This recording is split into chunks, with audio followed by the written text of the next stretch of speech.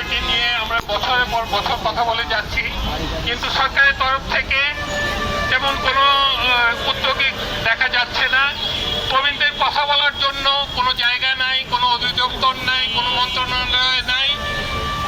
প্রবীণ নির্যাতন শুধু বাংলাদেশে একটা ভয়াবহ দিকে যাচ্ছে।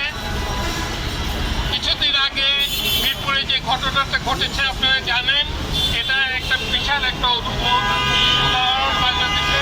এই ধরনের উদাহরণ শত শত উদাহরণ বাংলাদেশে রয়েছে।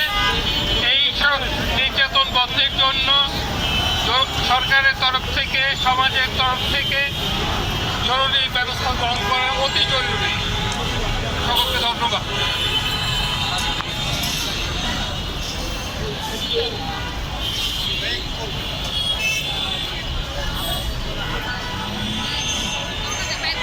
আপনার নাম পরিচয় একটু বলুন।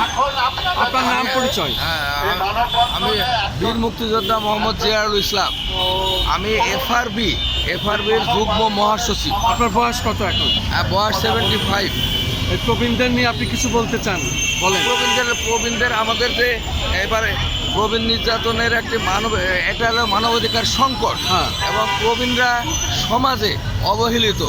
আমরা এটাকে আজকের এই দিনে প্রতিপাদ্য বিষয় হলো যে প্রবীণ বান্ধব একটা বাংলাদেশ হোক, এবং এটার জন্য একটা আইন হওয়া উচিত কিনা, মন্ত্রণালয় হওয়া উচিত আমাদের কিনা? এখানে যে আইনটা আছে আমরা বলছি যে প্রবীণ নীতিমালা যেটা হয়েছে 2013 সালে সেটার পুরাপুরি বাস্তবায়ন হোক।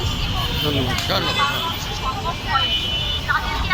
তাদেরকে নানাভাবে শারীরিকভাবে, সামাজিকভাবে, বিভিন্নভাবে বৈষম্য স্বীকার করা হয়েছে এবং